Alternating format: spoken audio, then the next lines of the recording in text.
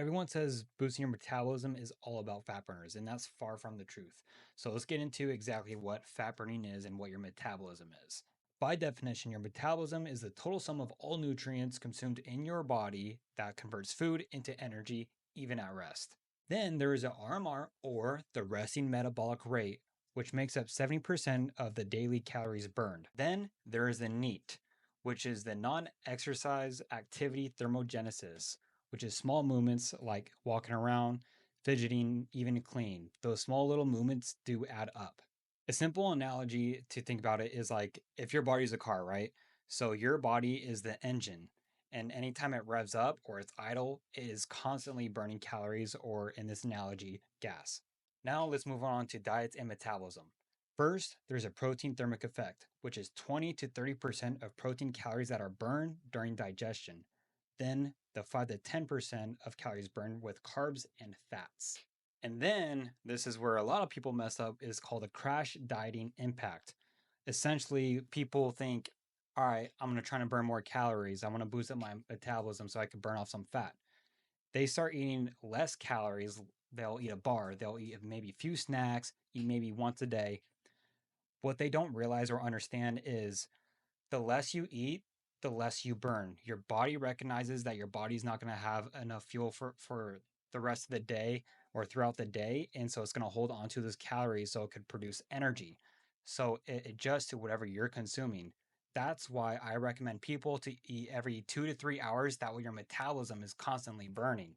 So if you want a balanced calorie deficit, what you want to aim for is a 10 to 20% deficit. That way, you're encouraging fat loss without slowing down your metabolism. For example, you could have grilled chicken, you could have roasted veggies, and quinoa. That way, you get your protein, your fiber, and your carbs. Now, if you are looking in the supplement industry, there's things like green tea. Everyone's heard of it. It's not going to burn a whole lot. Realistically, it's going to burn maybe 50 to 100 calories extra. Outside of that, it does help with natural energy production because it is an herbal supplement. Now, a great one is protein powder. And I know that protein powder advertises itself as a muscle building compact, but protein synthesis is what helps create and boost your metabolism. So if you upgrade or increase your protein intake, it will also produce thermogenesis. Then there's creatine. Creatine doesn't directly increase your metabolism, but it does increase lean muscle mass, but it's going to have a long-term effect on thermogenesis or your metabolism. Now, there are quite a few fat burners out there. Every supplement store has them. You can get them at Walmart. Realistically, there's only going to be herbal ingredients in there, which realistically will not help boost your metabolism. The main thing that will actually help your metabolism is caffeine. Although you don't want to consume too much caffeine because that could be dangerous, it could be unhealthy, it's very addictive, and you don't want to just rely on caffeine in both energy and your metabolism. Realistically, I suggest saving your money and focus more so on your dieting and your exercising first, and then maybe you could look elsewhere. Now, one of the main things that actually does increase metabolism, which a lot of people don't realize, is sleep. Sleep will help your metabolism. If you're not getting enough sleep, it's actually going to slow down your metabolism and you're going to feel less energized.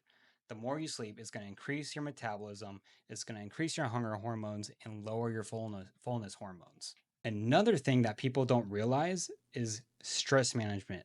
The higher stressed you are, the slower your metabolism will be, the slower muscle mass you'll gain. So you need to manage your stress if you want to increase both fat loss and muscle gains. What I suggest doing is low maintenance work, which includes walking, taking the stairs instead of the elevator.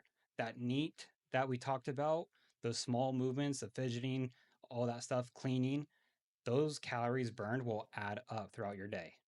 Now, if you really want to burn fat and boost up that metabolism, strength training is the key.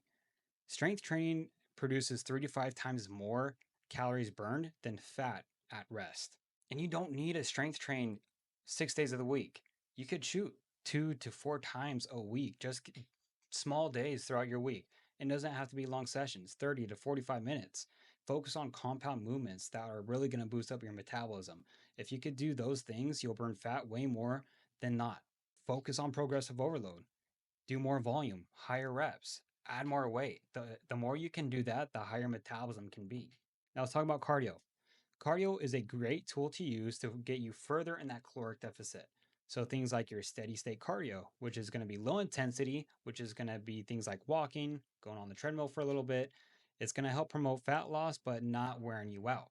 And then there's another one that's called HIIT, or high intensity interval training, which is going to be much higher heart rate. It's going to be a much higher intensity, and it's going to give you a huge boost in metabolism, but it's definitely going to wear you out. But you want to balance your cardio out, because if you're not recovering properly, cardio could actually hinder your progression. Now let's talk about dining a little bit.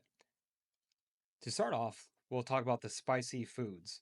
I know it sounds crazy, but whenever you consume spicy things like peppers, hot sauces, things of that nature, it does increase your metabolism a little bit. Nothing too crazy, but just a little bit.